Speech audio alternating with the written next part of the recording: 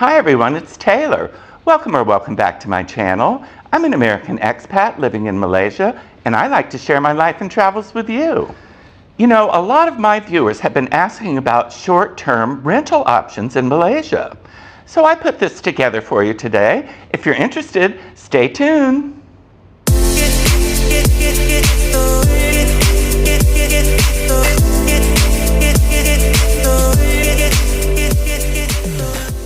Before we get started on today's video, I wanted to give you all an update on my hair growth journey.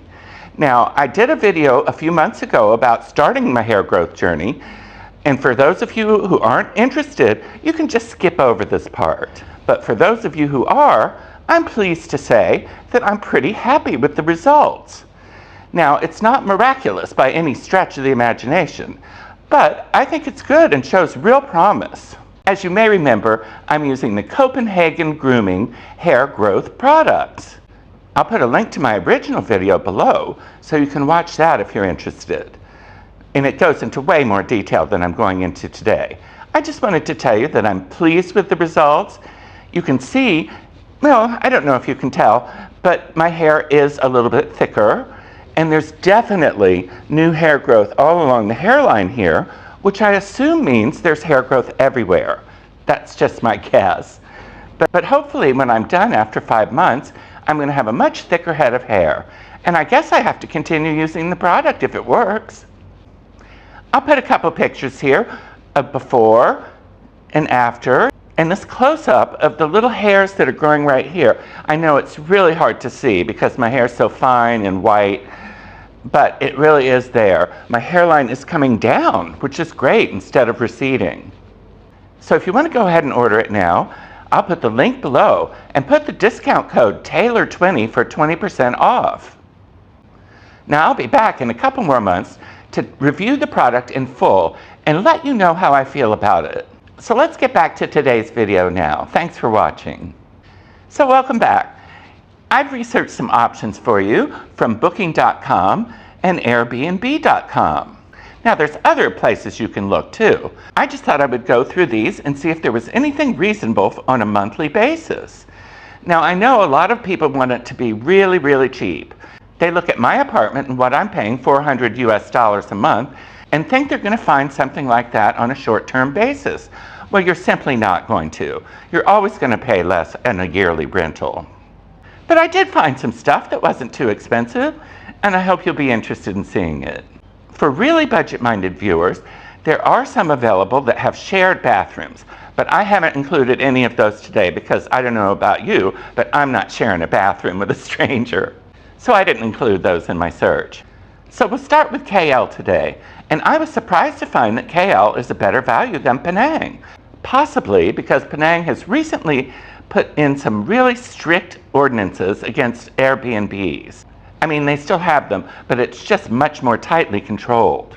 We'll start with Booking.com, and these are going to be mostly hotel rooms. Now, you might not think that's an option for a long-term stay, but food is so reasonably priced here that it's really no big deal to go out to eat for all your meals. So I randomly chose the month of October for all the comparisons, so it'll be the same. Now, most of this is going to be about Booking.com and Airbnb.com, but if you stay to the end of the video, I'm going to give you another special tip on how to find rentals. I'm going to use the conversion rate of 4.5 ringgit to the dollar.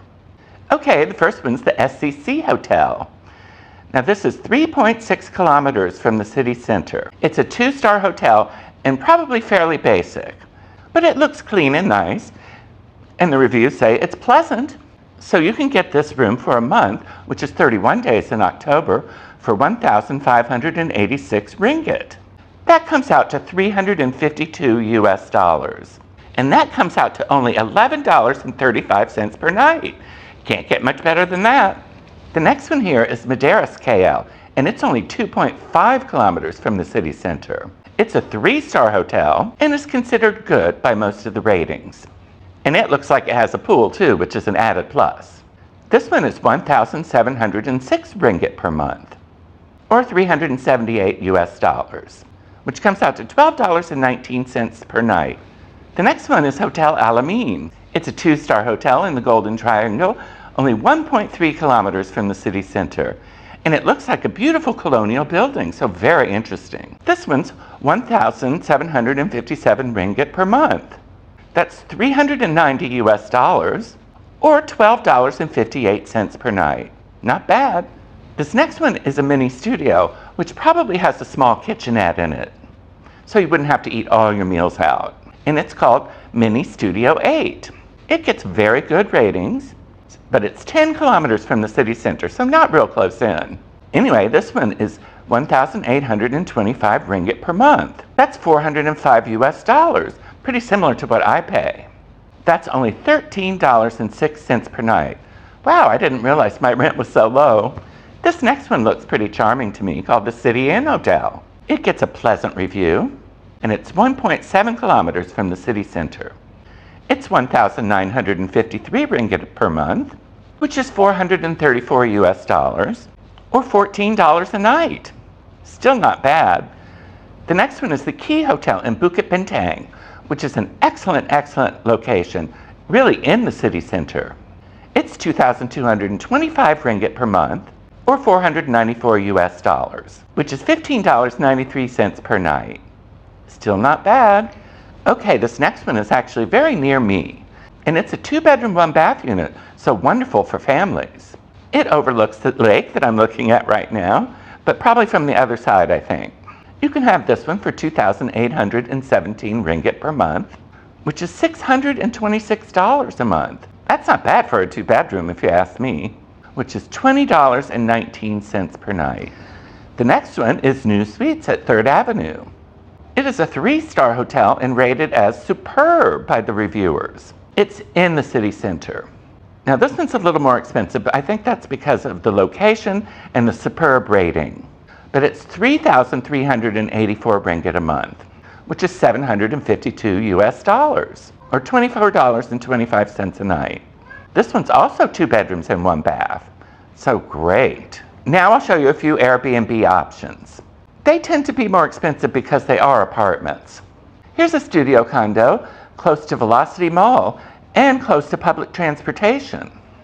It's 3,281 ringgit a month. That's 729 US dollars, or $23.51 per night. And here's a 2-bedroom, fully furnished apartment that looks pretty nice to me. It's 2,748 ringgit per month, which is 610 US dollars, or $19.67 per night.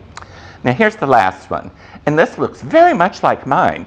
It looks like it's on 2 levels. You can see the stairs. So I think it's pretty much like my condo.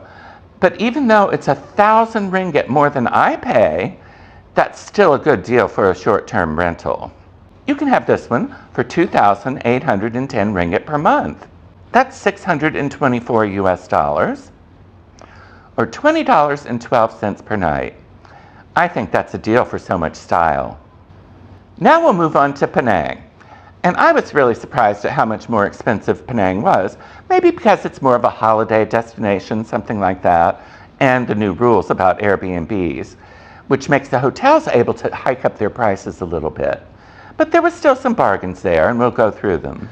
The first one's the Georgetown Hotel, and its reviews are only called okay, so I guess it's just okay. It's 2,244 ringgit per month, which is $498, or $16.06 per day. This one's called 8 Boutique by the Sea. The reviews say it's good, and it's located in Georgetown, which is great for looking around at all the tourist attractions. It's 2,311 ringgit per month, which is 513 US dollars, or $16.50 a night. Now, Malaysians are probably familiar with the Toon Hotel chain. There's one in Georgetown. It's a 3-star hotel and is called pleasant by the reviewers. It's 2,638 ringgit per month, or 586 US dollars. And that's $18.90 per night. The next one's the Studio Omani. It's 3 stars and called exceptional by the reviewers. Now the price is a little higher, I guess, because of that. But it's 1 bedroom and a kitchen. It's 3,115 ringgit a month, which comes out to $692 US, or $22.32. That's not bad for something described as exceptional. The next one's called Max Budget Hideout. It's also a 3-star hotel that gets pleasant reviews. It's an apartment, 2 bedrooms, 1 bath, but it's in Bayan La Paz, which is near the airport, not really convenient for any sightseeing. But it's 3,770 ringgit per month, which is $837, or $27 a night. That's still not bad. Now some Airbnb offerings. This first one is in Miami Green, which was very near where I lived in Tanjung. It's a 3-bedroom, 2-bath unit, so perfect for a family. And it's 3,543 ringgit per month, which is $787 or $25.38 per night. Miami Green is a lovely location. It has its own little private beach across the street and pools and everything, so it's more resort type living. And here's another one in Miami Green. Again, a 3-bedroom, 2-bath for 3,789 ringgit per month. That's $842 or $27.16. And it looks like it has a lovely sea view too. I think they pretty much all do in that complex. The next one is the condo in Tanjung Tokong, which is a super location, very convenient to everything on the island. It's also a 3-bedroom, 2-bath, and it's 3,239 ringgit per month, which is $719 or $23.19 per night. The next one's an apartment near Georgetown. It's also 3-bedroom, 2-bath for 2,707 ringgit per month, so it's a little less. That's $601 or $19.38 per night. It could be a good option. So the last one's in Batu Ferringhi. For those in the know, that's the resort area of Penang. It's quite a ways from Georgetown or most tourist attractions, but it's sort of a tourist attraction in itself. It has a lot of restaurants, night markets, hawker food courts. It's pretty self-contained. So if you're just looking for a holiday stay, it would be ideal. This 3-bedroom, 2-bath unit is 3,740 ringgit per month, or $831. Now that's $26.80 per night.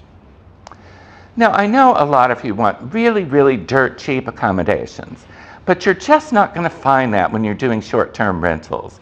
And actually, I think a lot of these that I've shown you today are really good values. And I hope you appreciate me taking the time to look them up for you. Of course, you can do it yourself, but I just thought I would show you a little bit of what's available. Like I said, so many people have asked me about this. Okay, now for my final tip on how to find a short-term rental in Malaysia. Go on Facebook, on one of the Facebook groups like KL Expats or Expats in Penang, and make a post like this one that asks for what you're looking for. People will get back to you. It's sort of like just a private negotiation between 2 people. But it is an option, and I bet you can get really good deals this way too. So just sign up for the Facebook groups, and you're all set. Well, I hope somebody found this video helpful today, because I tried to find what I could for you. If you enjoyed it or got any information out of it, please like and subscribe, and check the notification bell too. That way you won't miss any of my future videos. Well, I hear Earl Grey running around like crazy in the apartment right now, so I better go. But talk to you later. Bye.